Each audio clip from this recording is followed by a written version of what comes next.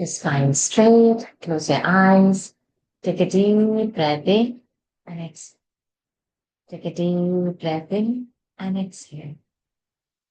Take a deep breath in. Hold it there. Oh,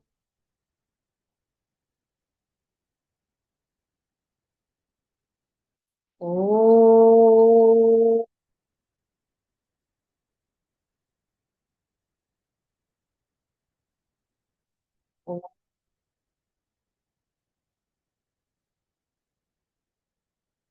ॐ गणानां त्वा गणपतिगुं हवामहे कविं कवीनामुपमश्रवस्तमम् ज्येष्ठराजं ब्रह्मणां ब्रह्मणस्पतान शृण्वन्नोतिभिः सीदसादनम् ॐ श्रीमहागणपतये नमः सरस्वत्यै नमो नित्यम् भद्रकाल्यै नमो नमः वेद वेदान्त वेदांग विद्यास्थानेभ्य एव च ॐ नमः प्रणवार्थाय शुद्धज्ञानैकमूर्तये निर्मलाय प्रशान्ताय दक्षिणामूर्तये नमः नारायणं नमस्कृत्य नरं चैव नरोत्तमम् देवीं सरस्वतीं व्यासं ततो जयमुदीरये पाराशर्यवचः सरोजममलं गीतार्थगन्धोत्कटम् नानाख्यानककेसरं हरिकथा सम्बोधनाबोधितम् लोके सज्जन षट्पदैरहरहः पेपीयमानं मुदा भूयात् भारत पंकजं कलिमल प्रध्वंसि न श्रेयसे धर्मशास्त्रमिदं पुण्यम् अर्थशास्त्रमिदं परम् मोक्षशास्त्रमिदं प्रोक्तम् व्यासेनामितबुद्धिना भारतं सर्वशास्त्राणाम् उत्तमं भरतर्षभ सम्प्रत्याचक्ष्यते चेदम् तथा श्रोष्यन्ते चापरे. Pronouns to the Lord. Pronouns to all the Mahatmas in tonight's Mahabharata session. So we are still in Adi Parva only. Hopefully today we'll complete it. The first chapter, the Anukramanika Parva.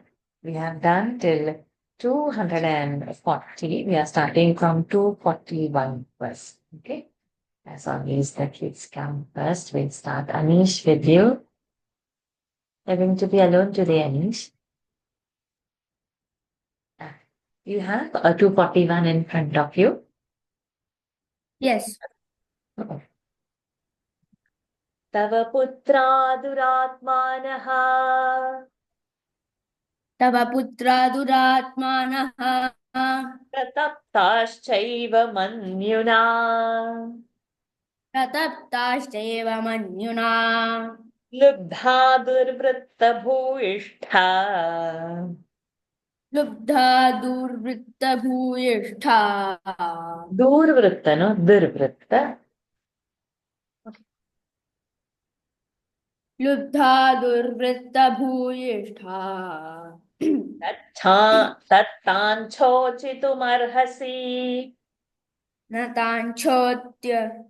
ताञ्छोचितुमर्हसि तव पुत्रा Yes, 1 minute. 1 minute. I think I didn't say no correctly. न ताञ्छोचितुमर्हसि. न ताञ्छोचितुमर्हसि. We'll do the next one. श्रुतवानसि मेधावी. श्रुतवानसि मेधावी बुद्धिमान् प्राज्ञसम्मतः. बुद्धिमान् प्राज्ञसम्मतः येषां शास्त्रानुगा बुद्धिः. येषां शास्त्रानुगा बुद्धिः न ते मुह्यन्ति भारत. न ते मुह्यन्ति भारत तव पुत्रा दुरात्मानः प्रतप्ताश्चैव मन्युना लुब्धा दुर्वृत्तभूयिष्ठा न तान् शोचितुमर्हसि श्रुतवानसि मेधावी बुद्धिमान् प्राज्ञसम्मतः येषां शास्त्रनुगा बुद्धिः न ते Shastranu. मुह्यन्ति येषां शास्त्रानुगा बुद्धिः न ते मुह्यन्ति Bharata. Excellent. Your sons were wicked, envious, avaricious, of passionate temperament, and vicious disposition. You are well versed in Shastras, you are intelligent and wise. Those men whose understanding follows the dictates of the Shastras never succumb to grief or misfortune. तव पुत्रा दुरात्मानः प्रतप्ताश्चैव मम्युना लुब्धा दुर्वृत्तभूयिष्ठा न तान् शोचितुमर्हसि श्रुतवानसि मेधावी बुद्धिमान् प्राज्ञसम्मतः येषां शास्त्रानुगा बुद्धिः न ते मुह्यन्ति भारत निग्रहानुग्रहो चापि निग्रहानुग्रहो चापि विदितौ तेन राधिप विदितौ तेन राधिप नात्यन्तमेवानुवृत्तिः नात्यन्तमेवानुवृत्तिः कार्याते पुत्ररक्षणे कार्याते पुत्ररक्षणे भवितव्यं तथा तच्च भवितव्यं तथा तच्च नानुशोचितुमर्हसि नानुशोचितुमर्हसि दैवं प्रज्ञाविशेषेण दैवं प्रज्ञाविशेषेण को निवर्तितुमर्हति को निवर्तितुमर्हति निग्रहानुग्रहो चापि विदितौ तेन राधिप नात्यन्तमेवानुवृत्तिः कार्याते पुत्ररक्षणे भवितव्यं तथा तच्च नानुशोचितुमर्हसि दैवं प्रज्ञाविशेषेण को निवर्तितुमर्हति। Good. You know, O king, the severity and levity of fate. You know what anxiety you showed for the safety of your sons. Therefore, this grief is unbecoming of you. It is not fit for you to grieve for that which must happen. निग्रहानुग्रहो चापि विदितौ तेन राधिप नात्यन्तमेवानुवृत्तिः कार्याते पुत्ररक्षणे भवितव्यं तथा तच्च नानुशोचितुमर्हसि दैवं प्रज्ञाविशेषेण को निवर्तितुमर्हति. So this 43, 44 verse, please mark it and keep, just put one small dot and keep, so that at the end when we are markings we are collecting, we'll get some lessons from Mahabharata, what all advice is, and we should imply it into our life and see, right, how, where we are attached to, then whether it is right or wrong, we don't see, in spite of having all the knowledge. So Dhritarashtra's problem is that he has all the knowledge, but the attachment to the sons is not giving him the correct vision. So he has the knowledge, but it's not translated into wisdom. And then his grief. So he's being told that you knew how they were, adharmic, and you know what is the fate, and you know we can't control the fate. So with all the knowledge that you have, you don't grieve. Same thing is applied on us. We can individually inspect within us where all our attachments are and where all our dharmic karyas are. And it is only to ourselves we know that always we are not aligned with dharma. We can talk very nicely about it, but when it comes to our own people, our own job, our own problems, then the Vedanta takes a backseat. So some verses are good if we go on reveling on them, then that grief or that attachment to which we are holding, that also you will see vanishing. Though the thing will not go from the life, but the way we look at it changes. So the thing only changes, that means. So it's a deeper thing, but we'll take just mark this and keep on up. Vidhatru vihitam margam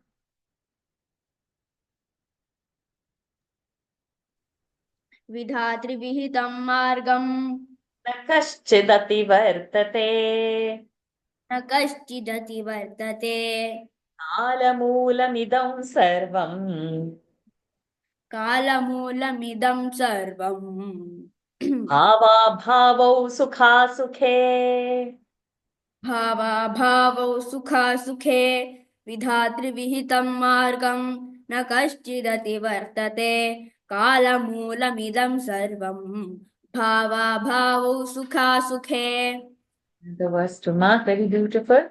Who can avert by his cleverness the decrees of fate? None can go beyond the path of marked for him by providence.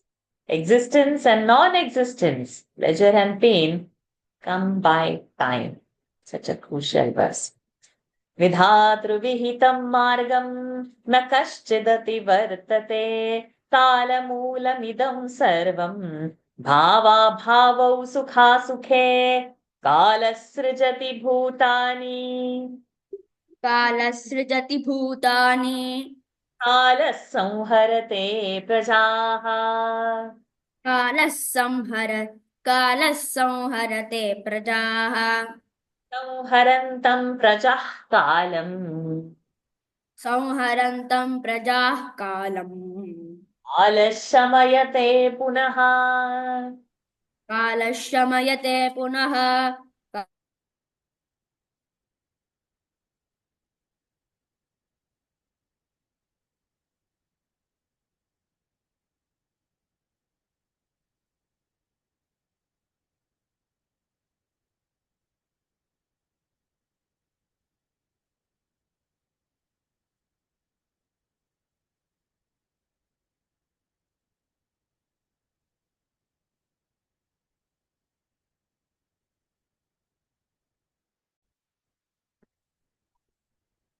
Okay. My connection seems today in a very weird state. I can mind. Anish, you could repeat that verse again. When you were chanting, I lost the connection. कालसृजति भूतानि कालः संहरते प्रजाः संहरन्तं प्रजाः कालम् कालः शमयते पुनः Again, very crucial verse. Mark it. Time creates all things and time destroys them all. Time burns all creatures and time again extinguishes that fire. कालसृजति भूतानि कालः संहरते प्रजाः संहरन्तं प्रजाः कालम् कालः शमयते पुनः कालो हि कुरुते भावान् कालो हि कुरुते भावान् सर्वलोकेषु भाशुभान् सर्वलोकेषु भाशुभान् कालः संक्षिपते सर्वाः कालः संक्षिपते सर्वाः प्रजा विसृजते पुनः प्रजा विसृजते पुनः कालो हि कुरुते भावान् सर्वलोकेषु भाशुभान् कालः संक्षिपते सर्वाः प्रजा विसृजते पुनः Mark this also. All things good and bad in the three worlds are created by time. Time destroys them and time creates them again.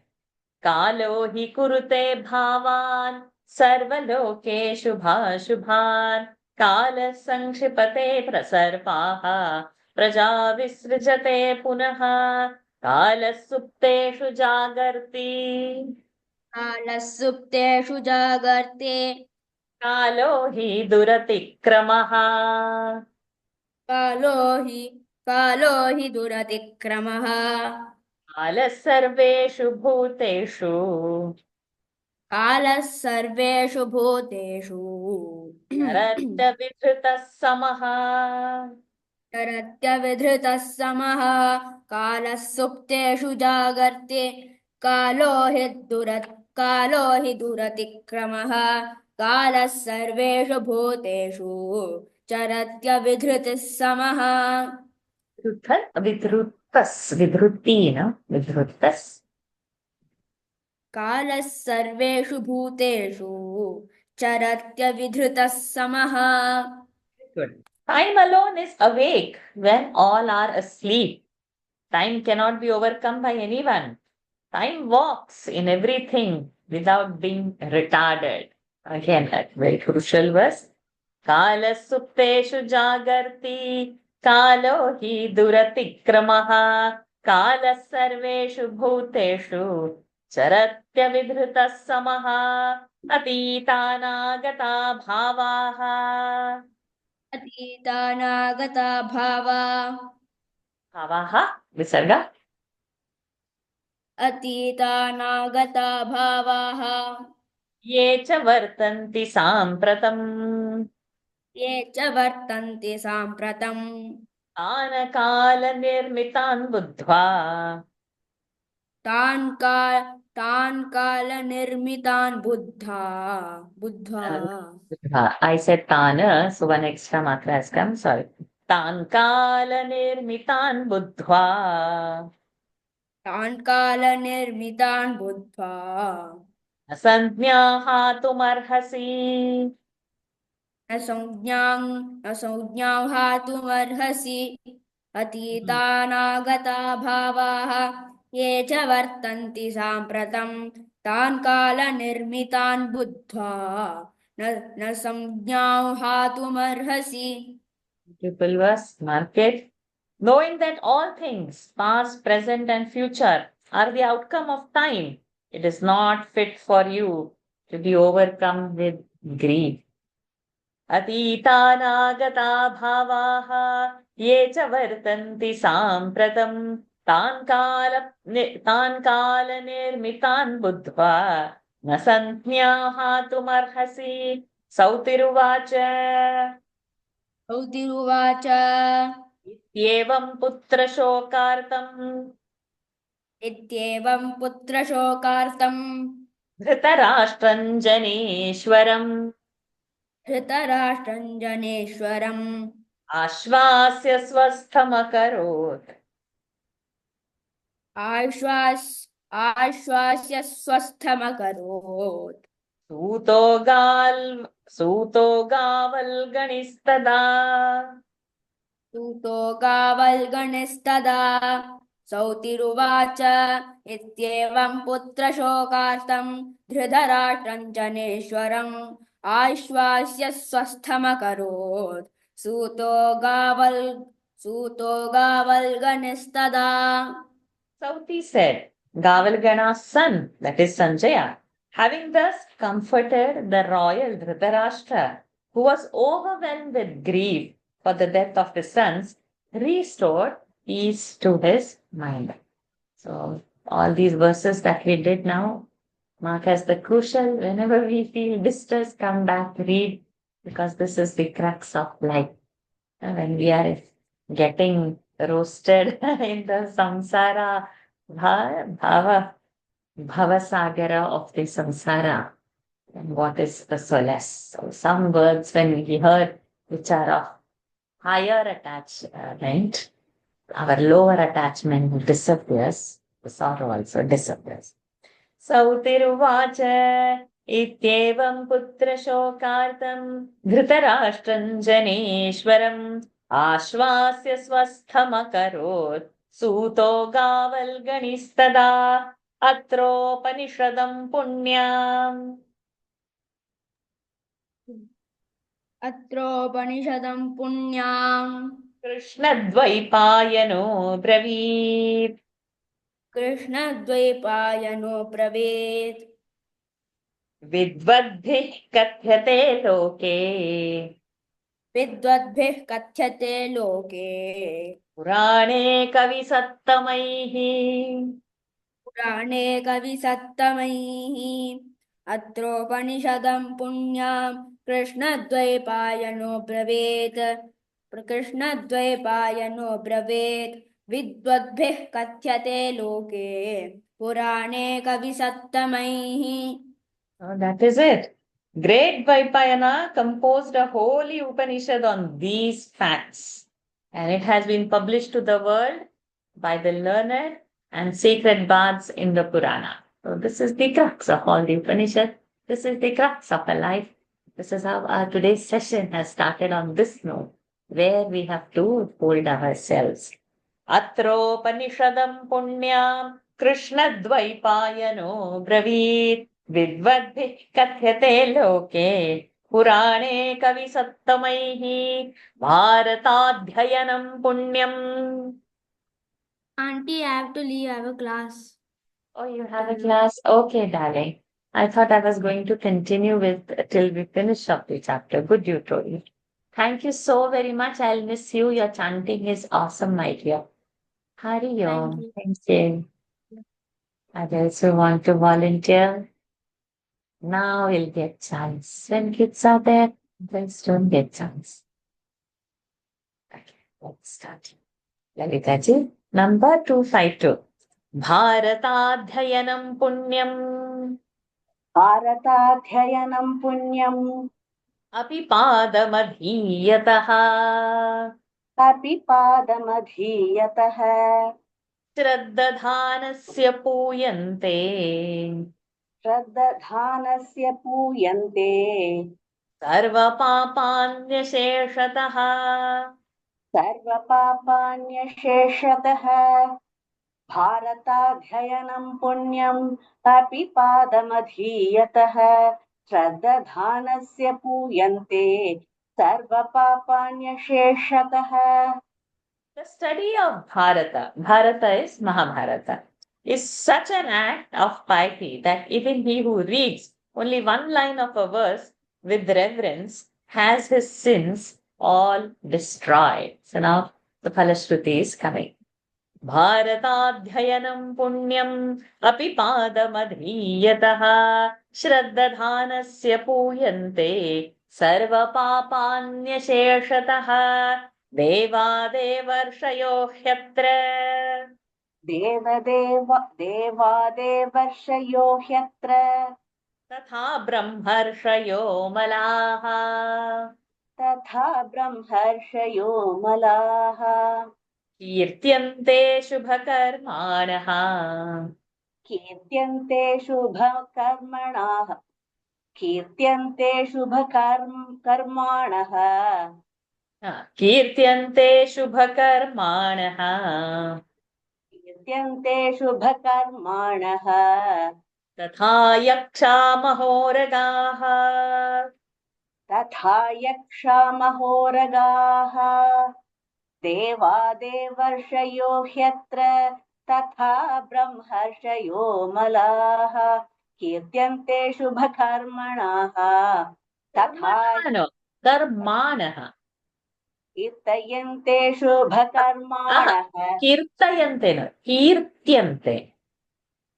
कीर्त्यन्ते कर्माणः तथा यक्षामहोरगाः.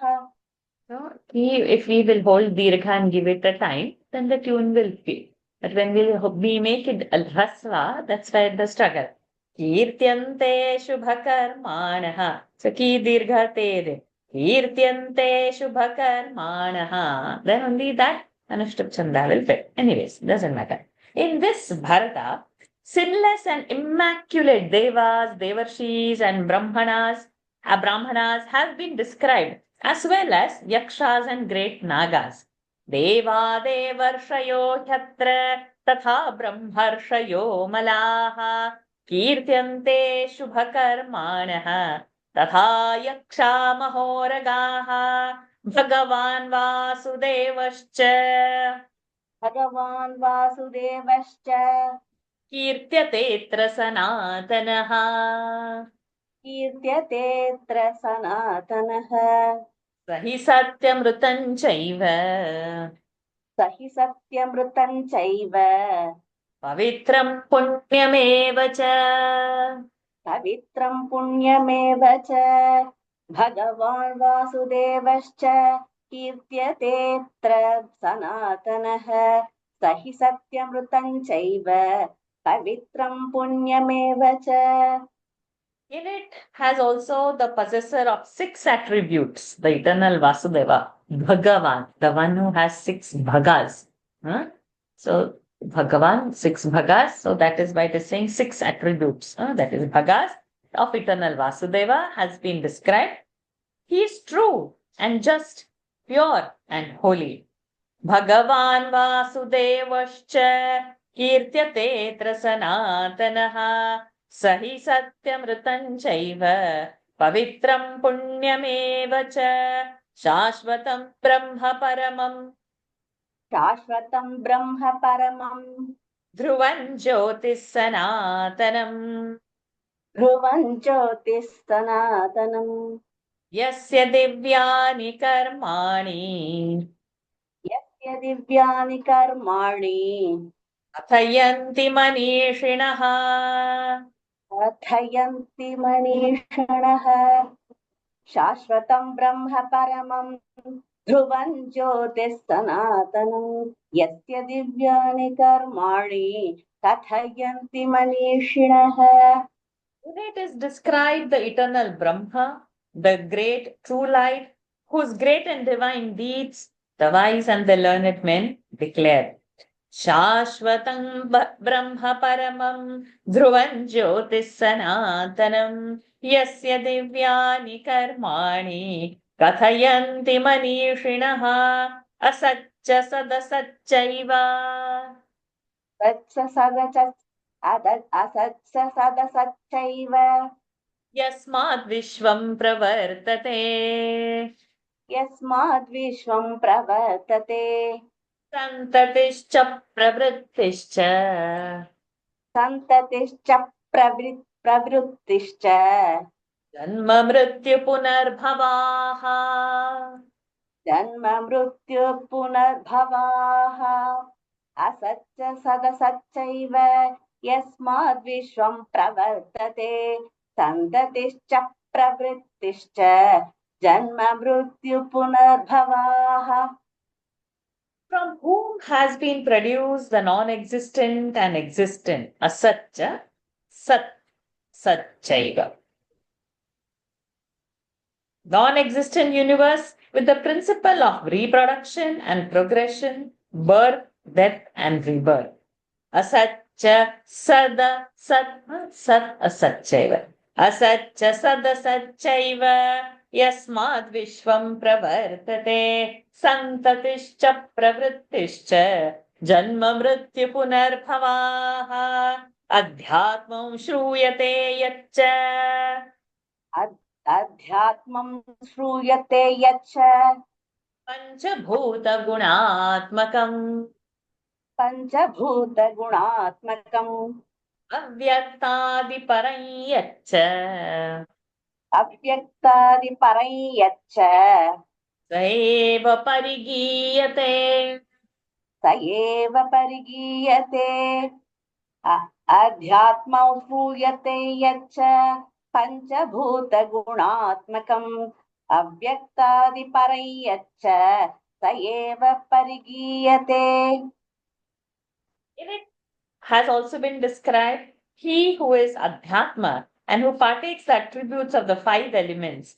and he to whom unmanifest and other such words cannot be applied. Adhyatmam shruyate yaccha panchabhutagunaatmakam avyaktaadiparam yaccha saeva parigiyate yattadyat yattad sorry yat tad yatvat yativara yattadadyativara 1 2 3 4 5 6 mukta yattadadyativara mukta यत्तद्यतिवरा मुक्ता ध्यानयोगबलान्विताः ध्यानयोगबलान्विताः प्रतिबिम्बमिवादर्शे प्रतिबिम्बमिवादर्शे पश्यन्त्यात्मन्यवस्थितम् पश्यन्त्यात्मन्यवस्थितम् यत्तद्यतिवरामुक्ता ध्यानयोगबलान्विताः प्रतिबिम्बमिवादर्शे पश्यन्त्यात्मन्यवस्थितम्. And also, he whom the yogis possessed of meditation and tapa behold in their hearts as the reflection of an image in a mirror. Yat tad yativara mukta, yat tad yat tadyativara mukta. So yativara, yat tat yativara. That is the sandhi. Yat tat yativara. Yatis are and yativara, the great sages. यत्तद्यतिवरा मुक्ता ध्यानयोगबलान्विताः प्रतिबिम्बमिवादर्शे पश्यन्त्यात्मन्यवस्थितम्. They see themselves as that truth. श्रद्दधानः सदा युक्तः सदधानः सदा युक्तः सदा धर्मपरायणः सदा धर्मपरायणः आसेवन्निममध्यायम् आसेवन्निममध्यायम् नरः पापात् प्रमुच्यते नरः पापात् प्रमुच्यते श्रद्धानः सदा युक्तः सदा धर्मपरायणः आसेवन्निममध्यायम् नरः पापात् प्रमुच्यते. This verse, the man of faith, ever devoted, ever employed in the exercise of virtue, is freed from sin on reading this chapter of Bharata. So, reading this first chapter is of great punya. श्रद्दधानः सदा युक्तः सदा धर्मपरायणः स आसेवन् imam adhyayam. That is the sandhi over there. Asevan imam adhyayam. Asevan imam adhyayam narah papat pramuchyate anukramanikadhyayam. अनुक्रमणिकाध्यायम् भारते भारतस्ये ममादितः भारतस्य ममादितः आस्तिकः सततं शृण्वन् आस्तिकः सततं शृण्वन् सततं only आस्तिकः सततं शृण्वन् न कृच्छ्रेष्ववसीदति न कृच्छ्रेष्ववसीदति अनुक्रमणिकाध्यायम् भारतस्य ममादितः आस्तिकः सततं शृण्वन् न कृच्छ्रेष्ववसीदति. So, see, the believer who always hears this introductory chapter of the Bharata, so whenever we are going to say Bharata, that is going to be Mahabharata. Of the Bharata, from the beginning, never meets with any difficulties in this world. So, if we keep reading this chapter, no difficulties will be there for us. अनुक्रमणिकाध्यायम् भारतस्येयमादितः आस्तिकः सततं शृण्वन् न कृच्छ्रेष्ववसीदति. अनुक्रमणिकाध्यायम् भारतस्य इमम् आदितः भारतस्येमम् आदितः from beginning आस्तिकः सततं शृण्वन् न कृच्छ्रेषु avasiddhati. So these are the sandhis over there. Ubhe sandhye japan kinchit. उभे सन्ध्ये जपन् किञ्चित् Sadyo muchyeta kilvishat. सद्यो मुच्येत किल्बिषात् Anukramanyaya vatsyat. The ending.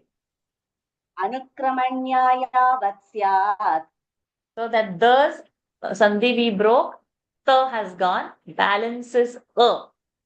Anharatrya cha sanchitam. अह्नारात्र्या च सञ्चितम् उभे Hmm. सन्ध्ये च पत्किञ्चित् सत्यो मुच्येत किल्बिषात् अनुक्रमण्यायावत् स्यात् अह्नारात्र्या च सञ्चितम् Anharatra cha. So aharaha we say no that day like that. So day, ratri, night. Thank you, Lalita ji. Lovely reading with you. The man who repeats any part of its introduction at the morning and evening twilight, Sandhya time, at the time of repeating, is freed from sins collected during the day and night. So morning Sandhya is doing, then the night collected sins are washed. If the evening Sandhya, then the day collected sins are washed. And any part, it is not saying read the whole thing, any part of this kinchit, japan kinchit, any part of this thing. Ubhe sandhe japan kinchit sadyo mucche. Sadyo is immediately, immediate effect. Sadyo mucchet kil vishat anukramanya vatsyat anharatrya cha sanchitam. Lataji.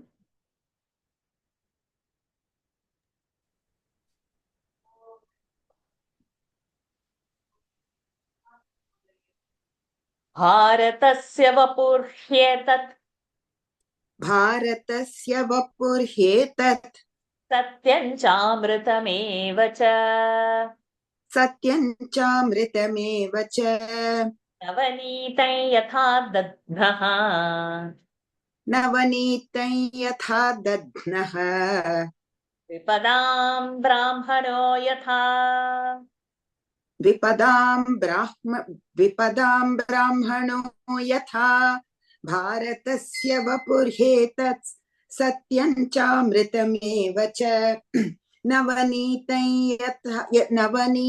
यथा दध्नो नवनीतं यथा दध्नः विपदां ब्राह्मणो यथा भारतस्य वपुः एतत्. Vapuh means in Mahabharata's body.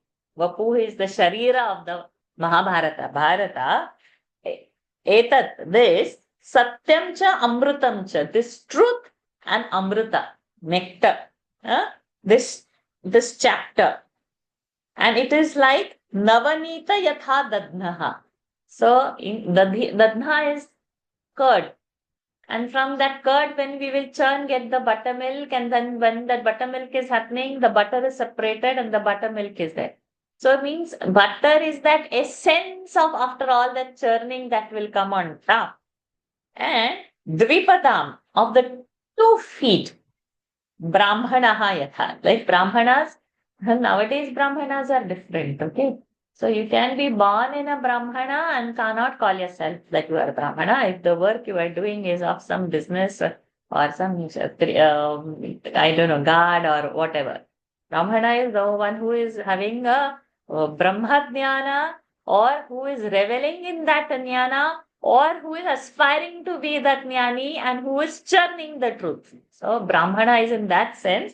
So in that, and so that's like people means human beings with 2 legs. In that brahmana means the wise who's churning the knowledge. So this first adhyaya is given so much praise, so much appreciation. So now only we realize today is the 9th session. So at the end of 2 months, we come to know what we have done for past 2 months is the nectar of Bharata. Bharat, and it's a body of Bharata which is so much holding the truth and the nectar. Bharatasya vapurhyetat satyam chamritameva cha navanitam yatha dadhaha dvipadam brahmano yatha aranyakam cha vedebhyaha आरण्यकं च वेदेभ्यः ओषधिभ्यो मृतं यथा ओषधिभ्यो मृतं यथा हृदानामुदधिः श्रेष्ठः हृदानामुदधिः श्रेष्ठः गौर्वरिष्ठा चतुष्पदाम् गौर्वरिष्ठा चतुष्पदाम् आरण्यकञ्च वेदेभ्य ओषधिभ्यो मृतं यथा. विसर्ग. Is it, pardon? Is it विसर्ग. वेदेभ्यः? वेदेभ्यः. आरण्यकञ्च वेदेभ्यः ओषधिभ्यो मृतं यथा हृदानामुदधिः श्रेष्ठः गौर्वरिष्ठा चतुष्पदाम्. Sorry Varshaji, today my voice, the temperature in Singapore has dropped to 21 and immediately it shows on my throat, so I can say, but is it, it may break No, a don't bit. strain. Yeah, no, don't strain then. Don't strain. Just keep some hot water close to you. Yeah, Don't strain. I can, no, I will chant, but only thing it may not, it might break at some point. Okay, so we'll see. But if you're straining, if I feel, then you can rest. Okay, we'll Okay. see one or two more pieces. As Aranyaka among the Vedas, as Ambrosia among the medicines, as the ocean is great among all lakes, means water bodies, and as cow among all the quadrupeds. So Mahabharata is that great. Yeah, I can imagine Singapore, which has 28 degrees. 21 seems to be cold, and we yearn to hear that it's a normal for us. I just because last where I went to Ayodhya, it was 6 degrees. I don't know what Singapore would say that. I don't know. If 6 degrees happens in Singapore at the equator. Aranyakanchave, and I don't know what Heike has got to say in Germany. It was snowing, I guess. Below zero, below zero. See, below zero. It was 35 last week, you know, and suddenly it has dropped in the last 2 days. So it's affecting generally, especially little older. Knowing it's minus over there in Heike's place. आरण्यकञ्च वेदेभ्यः ओषधिभ्यो मृतं यथा हृदानामुदधिः श्रेष्ठः गौर्वरिष्ठा चतुष्पदा यथैतानीतिहासानाम् तथा भारतमुच्यते यश्चैनं श्रावयेत् श्राद्धे ब्राह्मणान् पादमन्ततः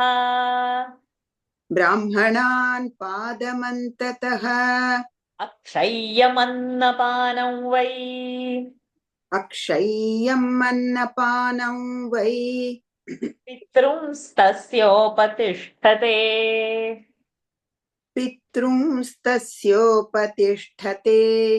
इतिहासपुराणाभ्याम्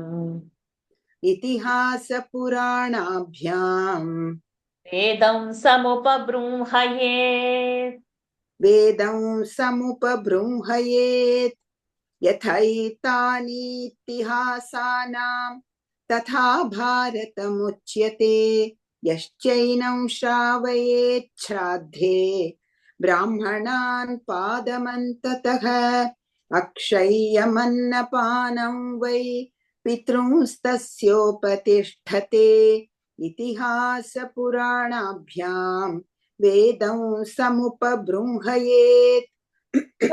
So is Bharata, Mahabharata, among all histories. He who causes to be recited by a Brahmana, even one line of it during a Shraddha karma, gives to the dead ancestors his offerings of food and drink, which becomes inexhaustible. The Vedas are expounded by the aid of this history and Purana. Yathaitani itihasanam तथा भारतमुच्यते यश्चैनं श्रावयेत् श्राद्धे ब्राह्मणान् पादमन्ततः अक्षय्यमन्नपानं वै पितृंस्तस्योपतिष्ठते इतिहासपुराणाभ्यां वेदं समुपबृंहयेत् बिभेत्यल्पश्रुताद् वेदः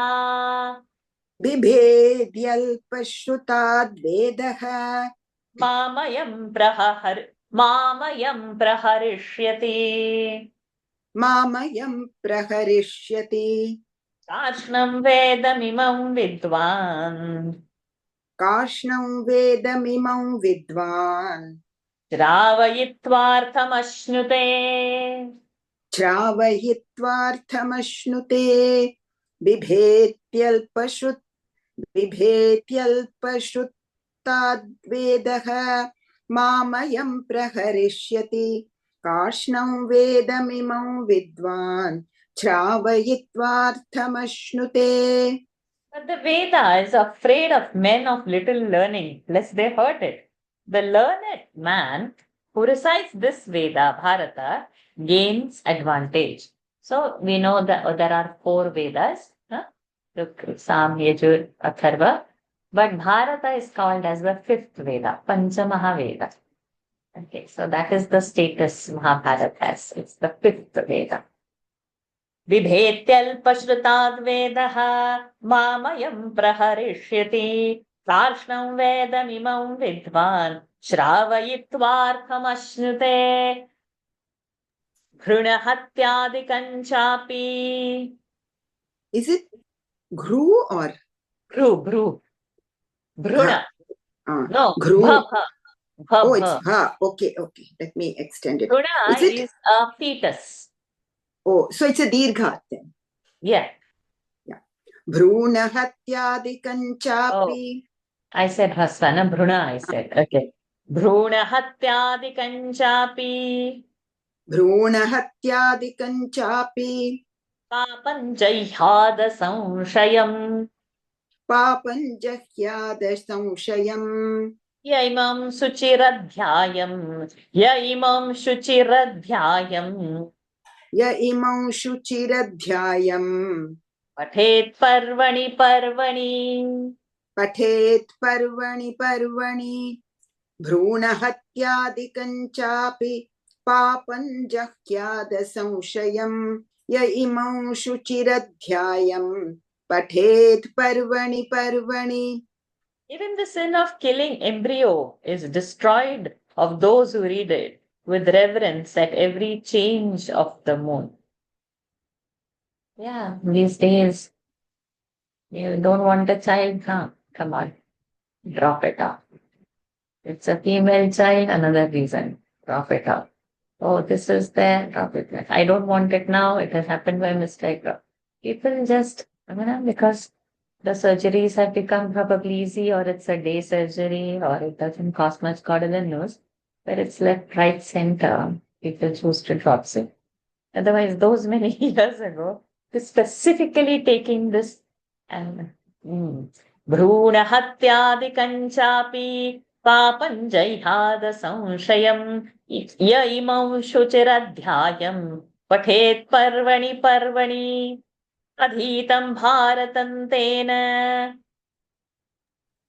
Adhitam bharatam tena. Kritsnam syaditi me matihi. Kritsnau syaditi me matihi. Yaschainam shrunuyan nityam. Yaschainam shrunuya nityam. Arsham shraddha samanvitaha. Arsham shraddha samanvitaha. Sadirghamayuh kirtincha. Sadirghamayuh kirtincha. Swargatinchapyuyan naraha. Swargatinchapnuyan naraha. Swargatinchapnuyan naraha. Ekataschaturo vedaha. Ekataschaturo vedaha. Bharatam chaitadekataha.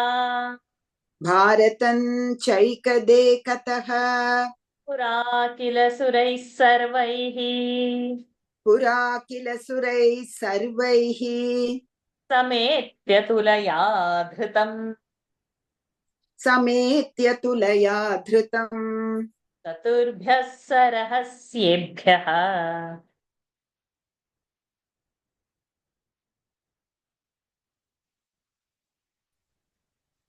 Chatubhyasebhyah.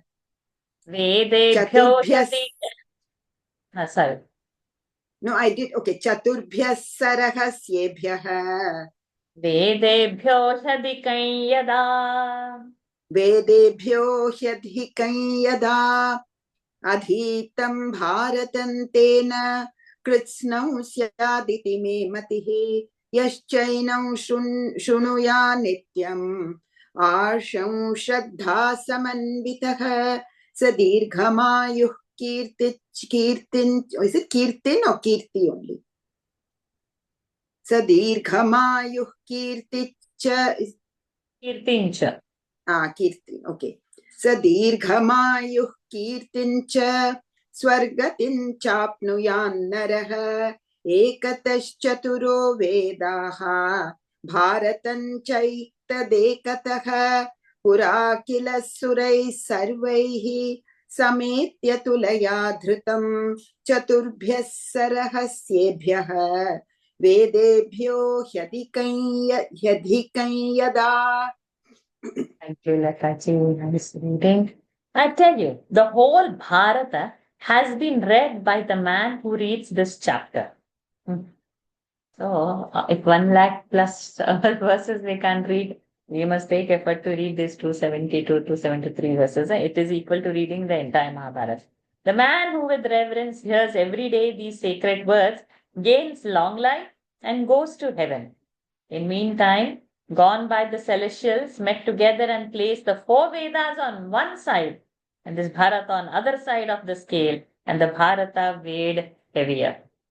So more than the 4 Vedas, Bharata is greater. My God.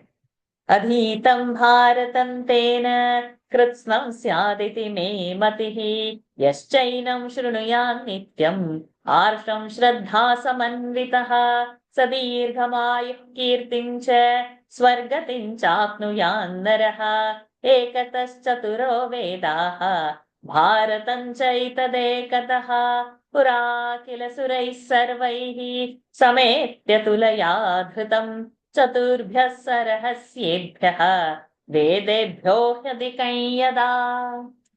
Padmaji, good to have you back. Yes. Number that 270 and 270 is repeated, but we'll follow the same number so that we don't lose it. So this should be 271 technically, but numbering is wrong. Tada prabhuti lokesmin तदा भवति लोकेऽस्मिन् महाभारतमुच्यते महाभारतमुच्यते महत्त्वे च गुरुत्वे च महत्त्वे च गुरुत्वे च ह्रियमाणं यतोऽधिकम् ध्रियमाणं यतोऽधिकम् तदा प्रभृति लोकेऽस्मिन् महाभारतमुच्यते महत्त्वे च गुरुत्वे च ध्रियमाणं यतोऽधिकम्. From that time, it is called Mahabharata. It is considered superior to the Vedas, both in substance and the gravity of import. So it was called Bharata before, but since it's greater than the other 4 Vedas put together, and the huge and that magnanimity, so then it is called Mahabharata. Tada prabhuti lokesmin Mahabharatam uchyate mahatve cha gurutve cha ध्रियमाणं यतोऽधिकं महत्वात् भारवत्वात् च महत्वाद्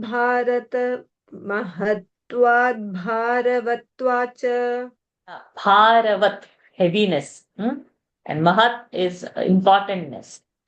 Mahabharatam uchyate. महाभारतमुच्यते. And heaviness means not the heavy in the terms of heavy light in the physical way, the heaviness in the meanings that it carries. So much heavy teachings are there in that sense. Niruktamasya yo veda. निरुक्तमस्य यो वेदः Veda. Niruktamasya yo veda. निरुक्तमस्य यो वेद Sarva papaih pramuchyate. सर्वपापैः प्रमुच्यते. No, yaha Vedaha only. Veda only. Visarga only has to become. Sorry. Okay. Go ahead. Ma'am, can you repeat for me the first word? Okay. See, the breaking is Mahatvat, Bharavatvat, and Cha. So, when we join, the Ta will become the Mahatvat, Bharavatvat Cha. महत्वाद् भारवत्वाच्च महाभारतमुच्यते. निरुक्तमस्य यो वेदः सर्वपापैः प्रमुच्यते. It is called Mahabharat from this superiority in substance and gravity of import. He who understands its real meaning is freed from all sins. So, in the previous line, underline Mahatvecha Gurutvecha. Underline that. In the second one, what we are doing, underline Mahatvat Bharavatvat. Bharavatvat. Mahatvad Bharavatvat cha Mahabharatamuchyate Niruttamasya yo Veda Sarva Papaih Pramuchyate Tapona Kalkodhyayananna Kalkaha तपो न कल्कोऽध्ययनन्न कल्कः. Svabhaviko Veda Vidhirna Kalkaha स्वाभाविको वेदविधिर्न कल्कः. Rasahya Vittaharananna Kalkaha रहस्य वित्ताहरणन्न कल्कः. अन्येव भावोपहतानि कल्कः तानेव भावोपहतानि कल्कः. तपो न कल्कोऽध्ययनन्न कल्कः. स्वाभाविको वेदविधिर्न कल्कः. प्रसह्य वित्ताहरणन्न कल्कः. तान्येव भावोपहतानि कल्कः. अन्येव it will start. Sir has gone as Visarga for Kalkaha on the top line. Okay. Tapa is not a sin. Study is not a sin. The ordinance of Vedas are not sins. The acquisition of wealth by exertion is not sin. When they are abused, then they do become the sources of evil. So, whatever money we acquire has to be in the right way. Acquiring money is not bad. So, many times money we associate with some taboo, right? Right way we have to, how the living is going to be. But money is first, and for that compromise all the rules when it comes. So, when it is abused, then there is a problem. Likewise, the knowledge. Knowledge is used for ourselves, not to show somebody down. When the pride comes, when the knowledge is abused, pride is going to come. So there is a problem. So for everything they have given, that even tapa, how much tapa I do, there is ahankara in that aspect. Tapa is done for self-purification. As long as that's fine. But it is to use to show others down, it's a problem. Tapo nakalko dhyayanam nakalkaha. Even same thing, no studies, Vedic studies. So if you become a scholar, it is more satisfying for the ahankara. But if we are doing studies for our knowledge, to know the highest truth, then it's pure.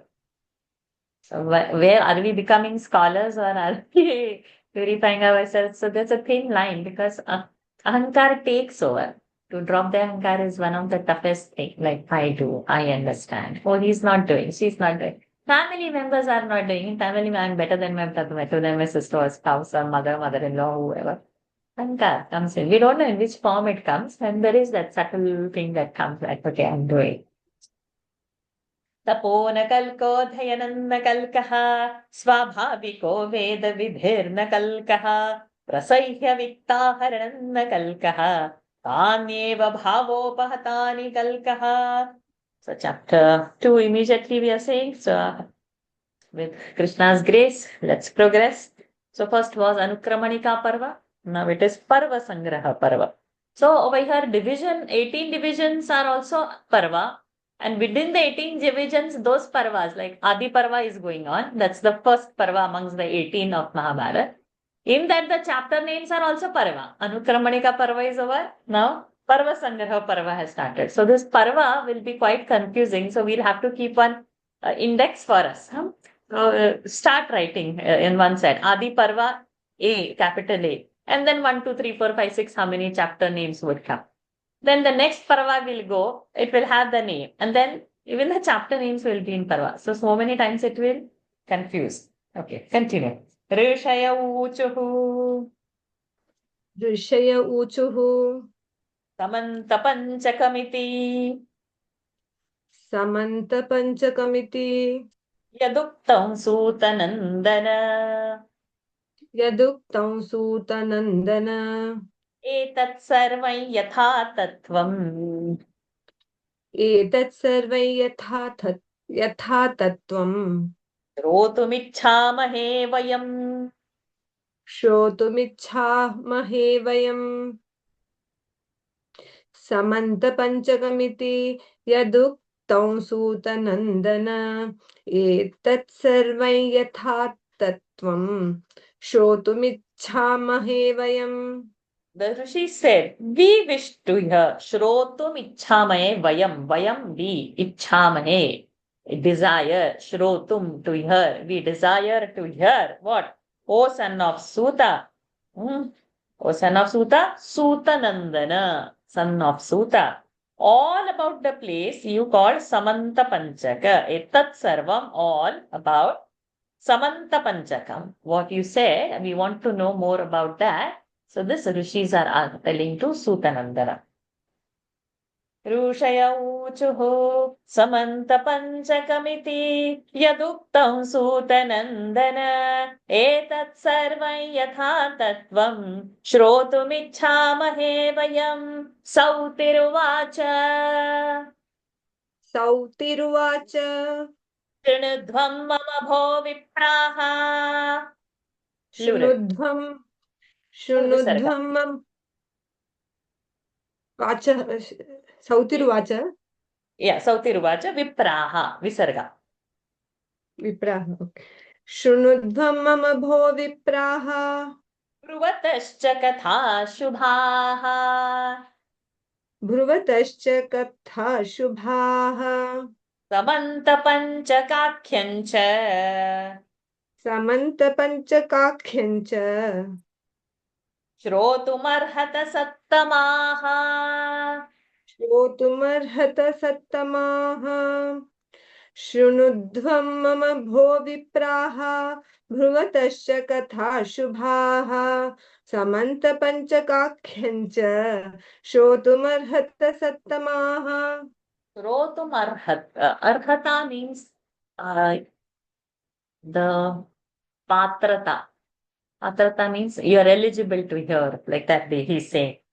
Who Sauti is saying? Sutanandana. Here, O Brahmanas, the sacred words I say, you are fit. Arhata.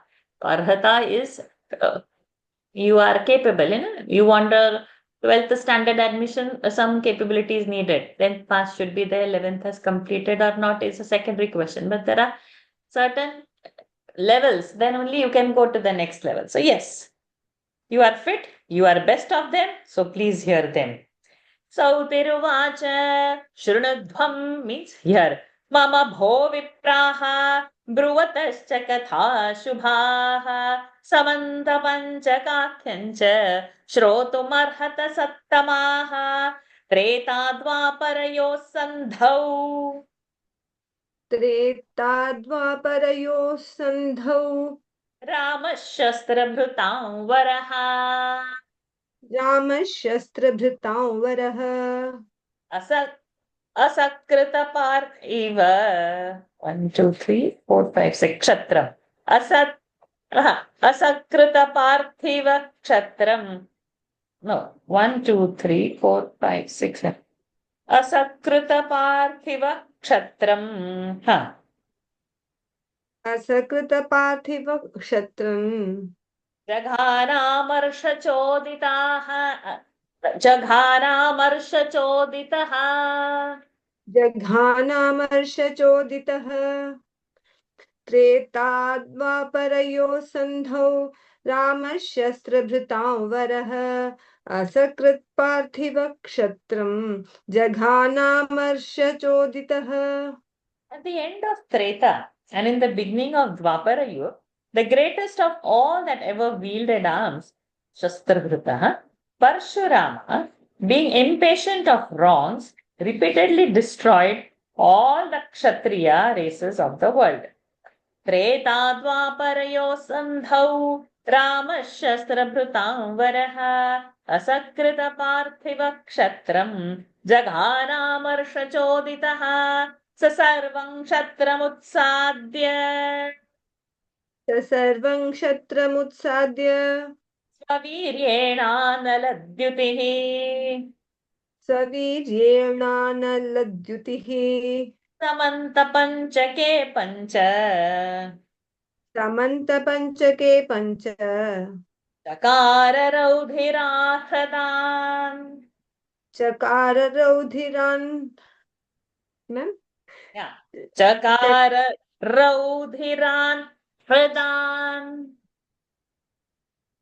चकार रौधिरान् हृदान् Hridana. Sorry, Hridana, Hridana.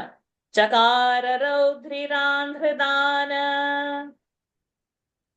चकार रौधिरान् हृदान् स सर्वं क्षत्रमुत्साद्य स्ववीर्येणानलद्युतिः समन्तपञ्चके पञ्च चकार रौधिरान् हृदान्. Oh, sorry. Fiery Rama. Rama is not our Rama. Sitaram Ram. Parshuram Ram. That fiery Ram, after destroying the Kshatriyas by his own prowess, made 5 lakes of blood at Samantapancha. Sarvam Kshatramutsadya Svaviryenanaladdyutihi Samantapanchake Pancha Chakara Raudhiran Hradan. Little while ago we saw the Samudra amongst all the water bodies. So there the word Hrida has come. Lake, water body. Little while ago we saw. So same Hrida. And Raudhiran Hridan, the lake of blood. Or the pond or whatever. Water body. Like, not water body, blood body. Sasarvang Kshatramutsadya Svaviryenanaladdyutihi Samantapanchake Pancha Chakara Raudhiran Hridana Sateshu Rudhirarambhaha. सतेषु रुधिरारम्भः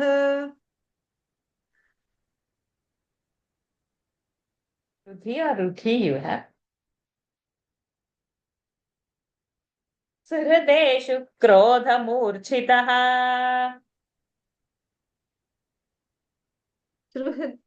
सुहृदेषु क्रोधमूर्छितः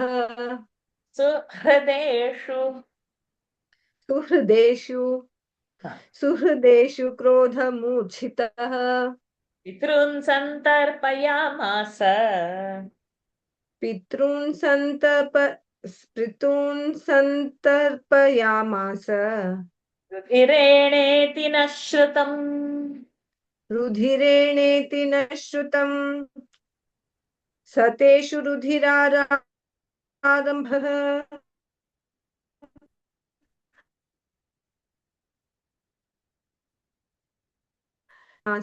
रुधिरेणेति न श्रुतम्.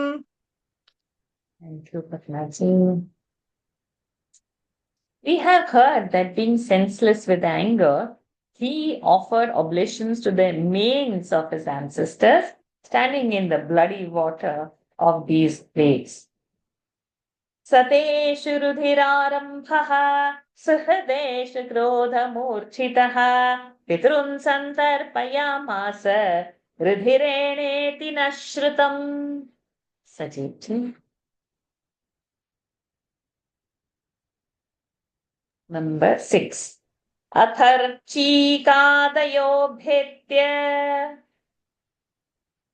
अथर्चीकादयोऽभ्येत्य Pitaro Ramamabruvan पितरो राममब्रुवन् Rama Rama Mahabhaga Ram Ram महाभाग Vitasmatava Bhargava प्रीतास्म तव भार्गव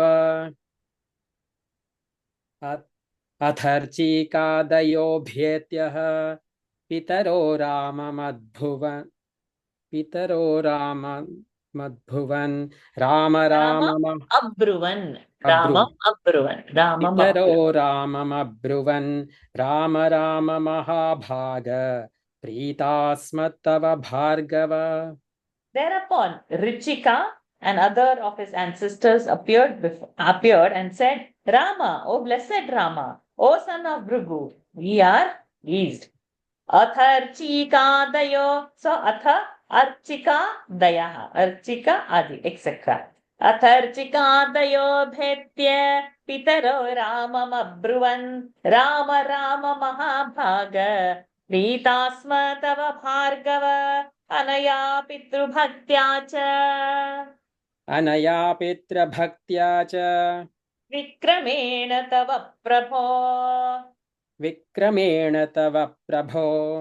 वरं वृणीष्व भद्रन्ते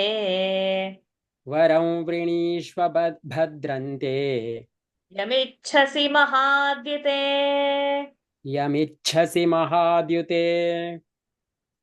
अनया पितृभक्त्या च विक्रमेण तव प्रभो वरं वृणीष्व भद्रन्ते यमिच्छसि महाद्युते. With your filial piety and prowess, O mighty one, blessing be upon you, O illustrious one, ask the boon you desire to have. Varam Vrinishva, ask the boon. Anaya Pitrubhaktya cha Vikramena tava prabho Varam Vrinishva bhadrante Yamichhasi mahadhyate Rama uvacha यदि मे पितरः प्रीताः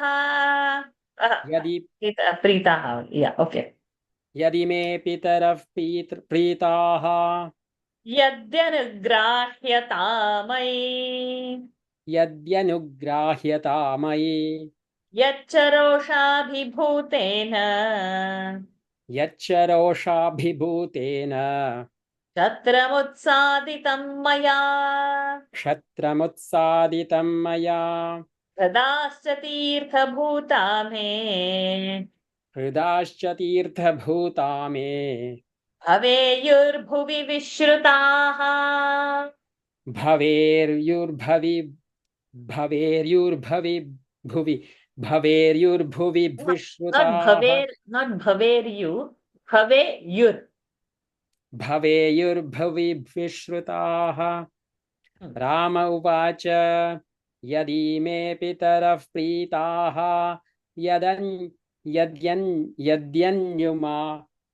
यद्यन्युग्रा No, not yadyanu, यद्यनु. Okay. यदि मे पितरः प्रीताः यद्यनुग्राह्यता मयि यच्चरोषाभिभूतेन क्षत्रमुत्सादितं मया हृदाश्च तीर्थभूता मे भवेयुर्भुवि विश्रुताः. If, O fathers, you are pleased with me, the boon I ask is that I may be freed from the sin of annihilating the Kshatriyas, and the lakes that I have made may become celebrated shrines in the world. Rama uvacha yadi me pitarah pritaha yadyanugrahyata mai yacharosha vibhutena kshatramutsaditam maya हृदाश्च तीर्थभूता मे भवेयुर्भुवि विश्रुताः एवं भविष्यतीत्येवं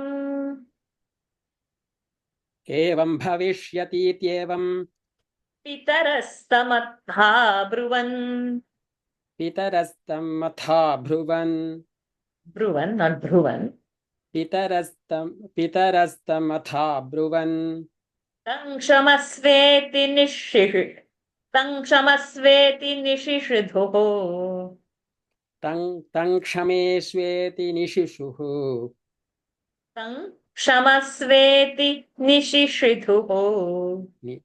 तं क्षमेष्वेति निशिशुः विशिशिधुः निशिशिहुः धुधु ओ निशिशिदुः हाँ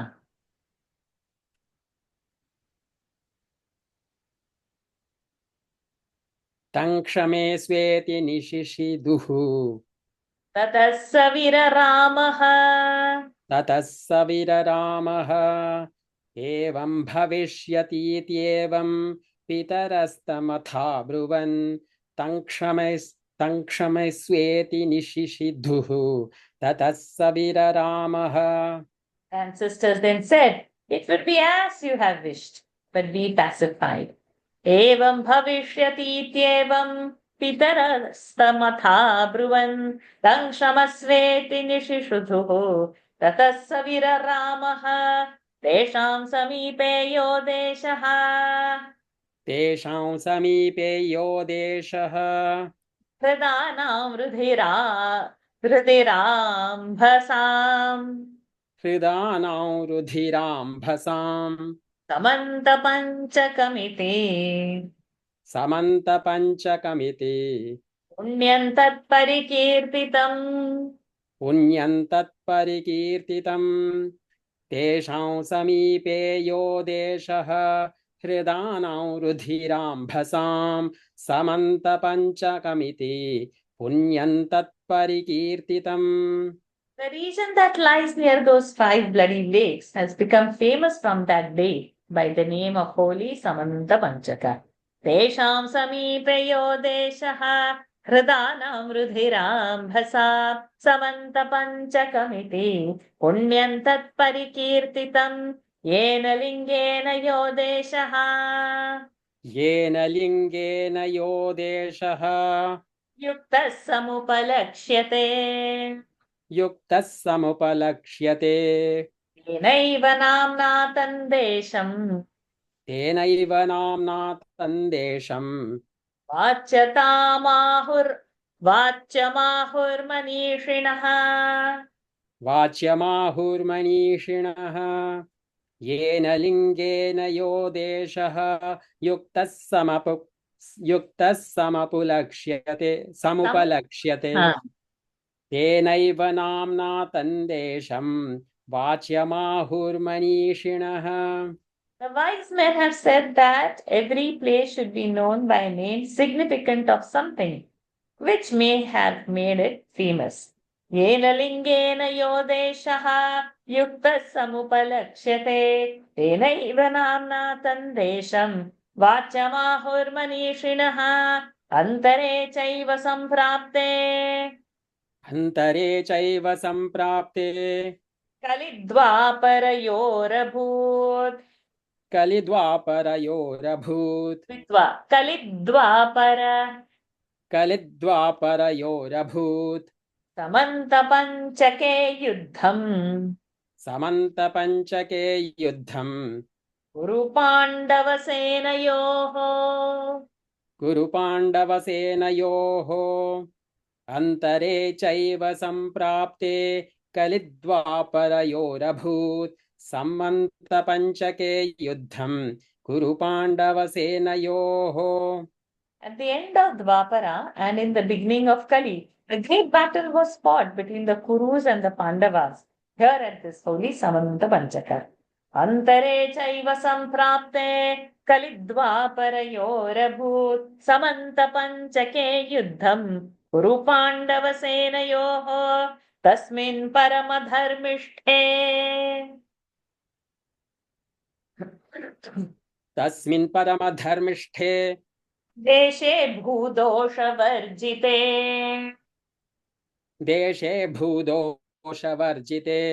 अष्टादश समाजग्मुः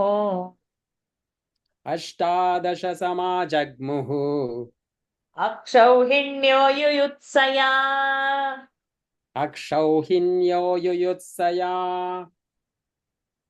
तस्मिन् परमधर्मिष्ठे देशे भूदोषवर्जिते अष्टादश समाजग्मुः अक्षौहिण्यो युयुत्सया. In that holy place, there was, अक्षौहिण्यो युयुत्सया. Sorry. yeah, sorry, go ahead. I think my lag is there. So in that holy place where there was not the least raggedness, where assembled 18 Akshavinis of soldiers were all eager for battle. अक्षौहिण्यो युयुत्सया. That's all. Yeah. So this last week we had seen, it's about 40 lakh people. Apart from all those horses place, chariot place, elephant place, apart from, see, just imagine how big.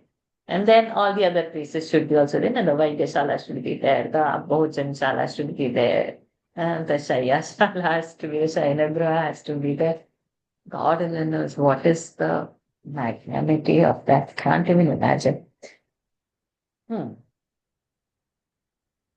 तस्मिन् परमधर्मिष्ठे देशे भूदोषवर्जिते अष्टादश समाजग्मुः अक्षौहिण्यो युयुत्सया समेत्य तन्द्विजास्ताश्च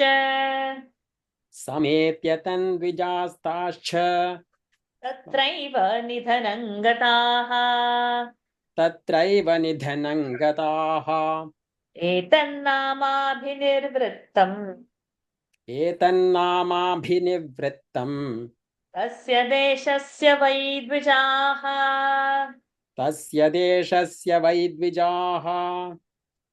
समेत्य द्विजास्ताश्च not ताश्च ताश्च समेत्य तन्द्विजास्ताश्च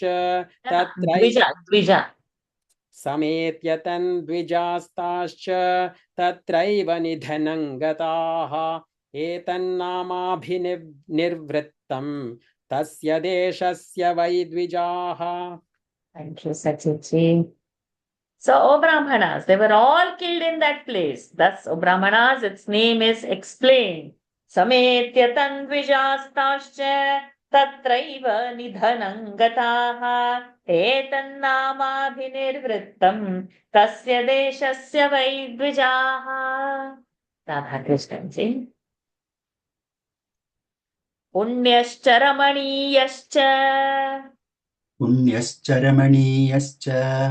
सदेशो वः प्रकीर्तितः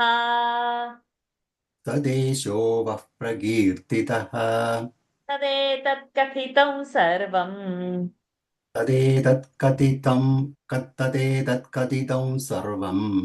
मया ब्राह्मणसत्तमाः यथा देशः स विख्यातः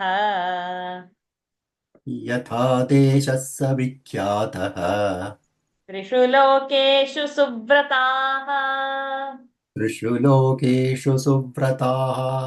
पुण्यश्च रमणीयश्च सदेशो वः प्रकीर्तितः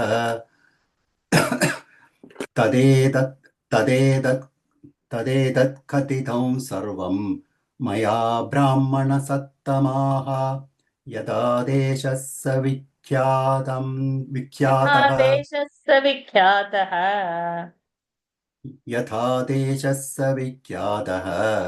त्रिषु लोकेषु सुव्रताः.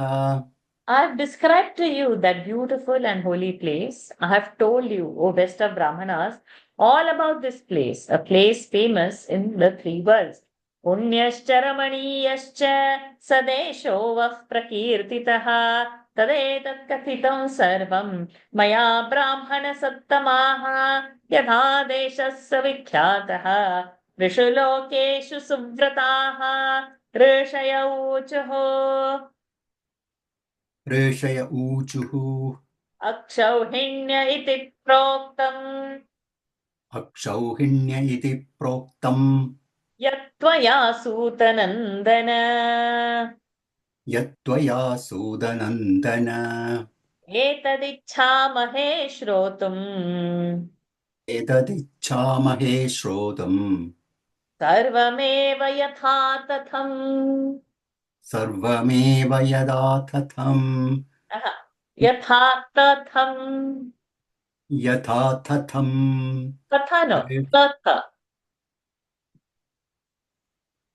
यथा तथम् ऋषय ऋषय ऊचुः अक्षौहिण्य इति प्रोक्तम् यत्त्वया सुदनन्दन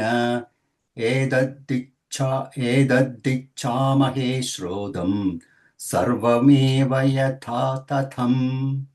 We wish to know, O son of Sutta, all about Akshauhini, which you have mentioned to us. Rishaya uchuhu Akshauhinya iti proktam yatvaya sutanandana etadicchamahe shrotum sarvameva yatha tatham Akshauhinyah parimanam. अक्षौहिण्याः परिमाणम् Narashwarathadantinaam नराश्वरथदन्तिनाम् यथावच्चैव नो ब्रूहि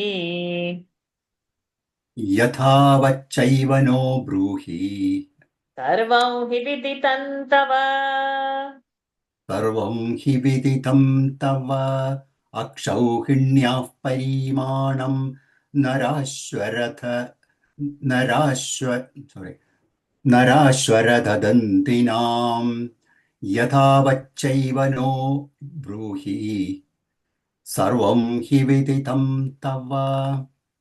Tell us the number of foot soldiers, horses, chariots, and elephants which make an Akshauhini, for you know everything. Akshauhinya parimanam narashwarathadantinaam yathavachaiva no bruhi sarvam hi viditam tava. Akshauhinyaha parimanam. Akshauhini's parimana. So now we are going to see Akshauhini's pariman. Time is up. Do we want to stop or shall we squeeze in? You have still some 5 minutes more. Can we squeeze some verses? We'll do the definition of Akshauhini. Okay. So we'll read up till 27 now. Okay. Sautiruvacha सौतिरुवाच एको रथो गजश्चैकः एको रथो गजश्चैकः नराः पञ्चपदात्तयः नरः पञ्चपदातयः त्रयश्चतुरगास्तज्ञैः त्रयश्चतुरगास्तज्ञैः पत्तिरित्यभिधीयते पत्तिरित्यभिधीयते सौतिरुवाच एको रथो गजश्चैकः नरः पञ्चपदातयः त्रयश्चतुरगास्तज्ञैः पत्तिरित्यभिधीयते.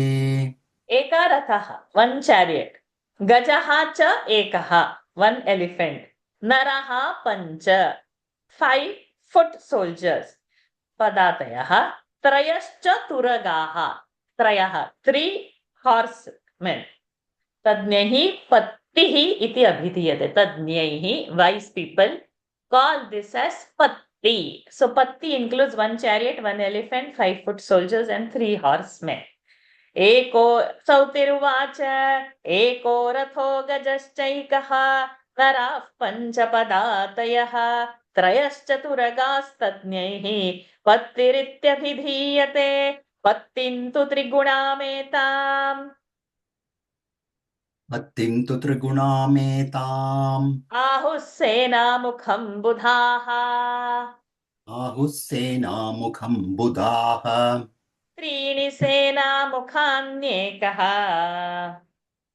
त्रीणि सेनामुखान्येकः गुल्म इत्यभिधीयते गुल्म इत्यभिधीयते पत्तिं तु त्रिगुणामेताम् आहुः सेनामुखं बुधाः त्रीणि सेनामुखान्येकः गुल्म इत्यभिधीयते. 3 pattis make a senamukha and 3 senamukhas make a gulma. Pattintu triguna. Pattintu trigunametam ahuhu is told senamukha. Ahu senamukham budhaha. Trini senamukhanyekaha. Trini senamukhas, 3 senamukhas. Eko gulma ittibhidhiyate. 1 gulma. त्रयो गुल्मा गणो नाम त्रयो गुल्मा गणो नाम वाहिनी तु गणास्त्रयः वाहिनी तु गणास्त्रयः स्मृतास्तिस्रस्तु वाहिन्यः स्मृतास्तिस्रस्तु वाहिन्यः पृतनेति विचक्षणैः प्रतनेति विचक्षणैः त्रयो गुल्मा गणो नाम वाहिनी तु गणास्त्रयः स्मृतास्तिस्रस्तु स्मृतास्तिस्रस्तु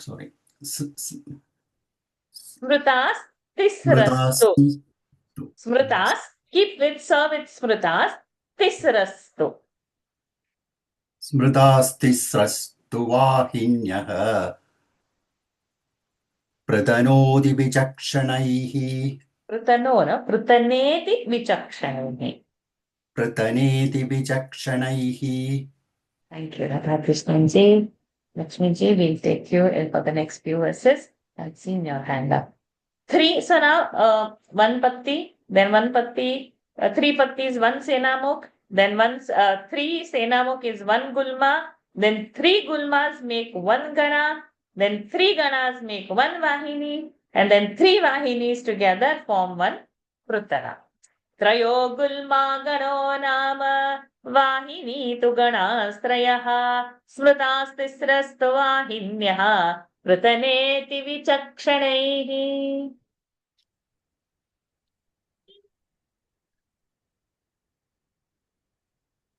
चमोस्तु पृतनास्तिस्रः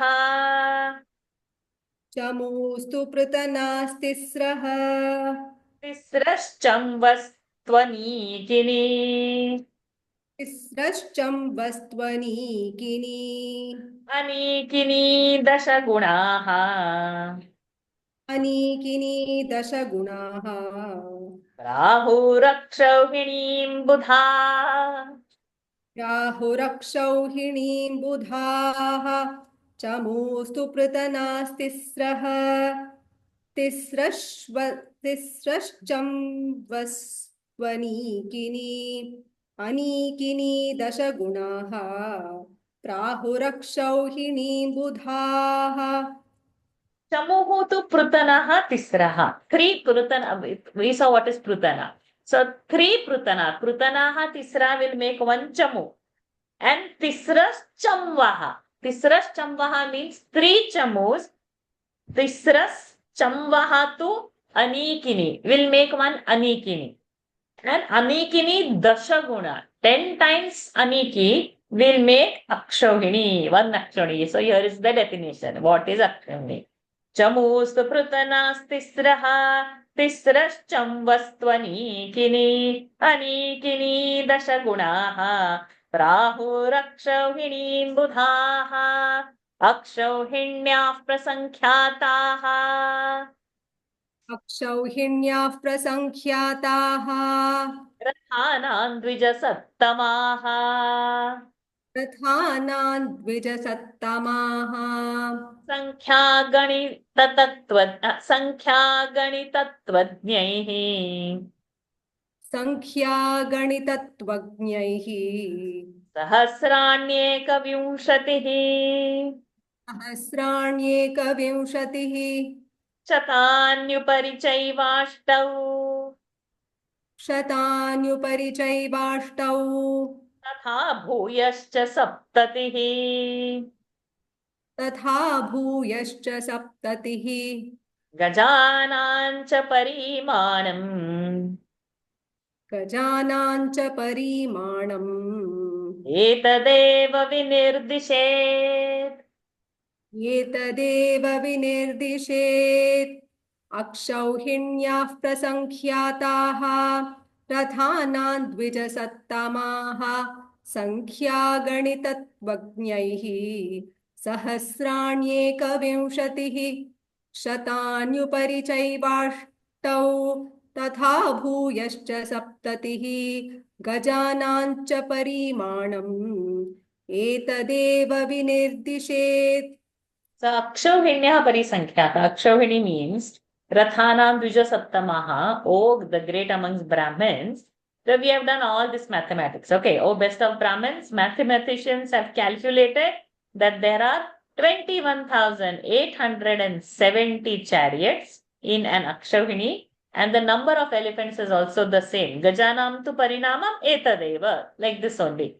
And where this number has come, see, Sahasrani Ekavimshatihi, 23rd last.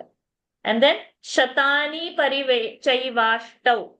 So 800 over 8 over 100 means 800. Tatha Bhuyascha, again Bhuya Saptatihi, again 70. So this 21,870 is chariots, and equal Gajana, elephants also see. So just mark somewhere, write those numbers, and if interested, you can put patti so much, do triple, and you can make your own sum so that it remains in the mind.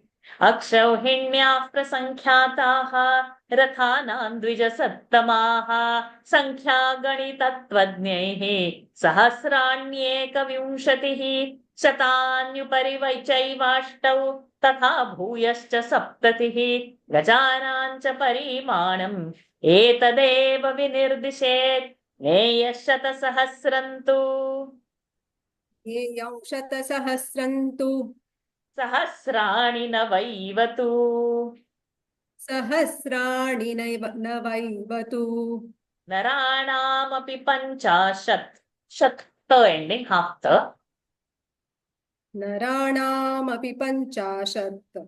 So when we open the sandhi, the cha will become sh.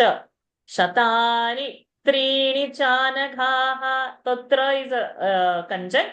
So ni will have a pressure. Dvitva. Shatani trini chanaghaha. शतानि त्रीणि चानघाः Panchashashti sahasrani. पञ्चषष्टिसहस्राणि Tathashvanam shatani cha. तथाश्वनां शतानि च Dashottarani shatprahuho. दशोत्तराणि षट्प्राहुः यथावदिह संख्यया. यथावदिह संख्यया One more. ज्ञेयम् एतामक्षौहिणीं प्राहुः. एतामक्षौहिणीं प्राहुः संख्यातत्त्वविदो जनाः. संख्यातत्त्वविदो जनाः यां वः कथितवान् अस्मि. यां वः कथितवानस्मि विस्तरेण तपोधनाः. विस्तरेण तपोधनाः ज्ञेयं शतसहस्रन्तु सहस्राणि नवैवतु नराणामपि पञ्चाशत् शतानि त्रीणि चानघाः पञ्चषष्टिसहस्राणि तथाश्वनां शतानि च दशोत्तराणि षट्प्राहुः यथावदिह संख्यया एतामक्षौहिणीं प्राहुः संख्यातत्त्वविदो जनाः यां वः कथितवानस्मि विस्तरेण तपोधनाः. Thank you, Lakshmi. So neyaha. So know now this shata sahasram. Shata 100. Sahasra 1,000. 100,000. Huh? And on that sahasrani navaiva. Sahasra 1,000 nava is 9,000. 100,000 plus 9,000 narana means foot soldiers. Panchashat is 50 and Trini chanakhaha. So in this, the foot soldiers are 109,350. Trini shatani. Okay. Trini shata. 300. And then 50 on top of that.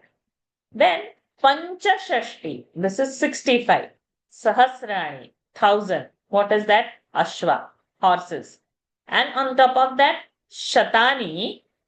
Dashottarani. On top of 65,000. Then Vashotarani Shat Prahuhu. So 600. And Yathavadiha Sankhya, and on top of that, on Dasha means 10. So 65,610. So now we got all the numbers of what is one Akshavini with the reference. So put your own marking, and for interest, what is Patti, what is Gulma, calculate your own numbers and come to this total. नेयशतसहस्रन्तु सहस्राणि न वैवतु नराणामपि पञ्चाशत् शतानि त्रीणि चानघाः पञ्चषष्टिसहस्राणि तथाश्वानां शतानि च दशोत्तराणि षट्राहुः यथावदिह सङ्ख्यया then those who are acquainted with the principle of number, all the above explained fully by me, the numbers of a Akshauhini. Etam Akshauhinim Prahuhu Sankhya Tattvavido Janaha Ya Vah Kathitavanasmi Vistarena Tapodhanaha. So we've borrowed some extra time of the extra time and we have completed till the Akshauhinis. We'll squeeze in this chapter. Last chapter we have completed. It was 273 verses. This chapter has 394 verses. So we need some more power. So we'll do some squeezing of time here and there. And 394 is means almost 400 verses for this chapter, of which by His grace we have completed the first small 27. We have just begun the journey, and we'll take a month or 2 months to complete as per His will, and we will do it. And let us get settled with this new timing. After 3 sessions, I'll ask again whether we increase the time or whether we add one more day, that is the Saturday afternoon. I don't know how many are free and how many are working. But so initial my plan was like every day, and then because all the office hours and then all things happened, so then this hour, let us see. But we'll get first used to this. And enjoy Mahabharata. We have heard the glory of the first chapter, so let it be in our at least weekly reading or somewhere for the whole chapter or fortnightly, but small verses here and there. At least the verses that we did today, they were so excellent. So probably those 10 verses we can read on a daily basis. That will give us a lot of power, because that's the Upanishad Sara, and from here only everything has sprung out. So when we hear the glories, the benefits, those are like little carrots shown in front of us, so that we walk towards it to have a bite. And it's only our own purification. It's not to become any scholar. So with this, let us end our session today and catch up next Sunday. And this Sunday being the second Sunday, we have a Sampurna Gita Parayan session, which starts at 5:30. Which is about an hour and a half from now. So those who are free to join, and those who want to chant anytime Gita, let me know. I'll add you to those respective groups where we make the rosters, and 18 people take 18 chapters. And we do that every month, second Sunday over Zoom. Last Sunday in Chinmay Mission Ashram in Singapore. So those in Singapore would be benefiting to be personally present. But otherwise on Zoom, at least daily Gita we do have. Every day we chant Gita. Monday we start with chapter 1. And we pass on to Tuesday, Wednesday, Thursday, Friday, Saturday, Sunday we come to 18th chapter. And we end the Gita. And again we do. And like this, the third year is going on. And the whole Gita at one stroke, we do it monthly once. So those who want to be a part of just the chanting. And the Gita comes in Mahabharata. So do join if you're free. I think I've posted the link in the morning. And every Saturday we have Vishnu Sahasranam at 4:30 India time. That takes half an hour only, from 4:30 to 5. So again, Vishnu Sahasranam is part of this Mahabharata only. Everything. So whatever we do is a part of Mahabharata. So those who want also can join or ask me if you don't have to list. Let's end today's session. Om Purnamadah Purnamidam Purnat Purnamudachyate Purnasya Purnamadaya Purnamevavashishyate. Om Shanti Shanti Shanti. Harihi Om. Shri Gurubhyo Namaha. Harihi Om. Shri Krishnarpanamastu. Hari Om, everyone. Thank you Hari for Om. Thank joining. you. If you Hari have Om. any doubts of anything, please send me a personal WhatsApp message, because many times we are not able to do it in the class. So send me a WhatsApp message if any pronunciation doubt is. Hari Om. Thank you for Hari Om. joining. Hari Om. Thank you. Namaste ji. Namaste ji. Hari Om. Thank you. Namaste ji. Namaste ji. Hari Om. Hari Om.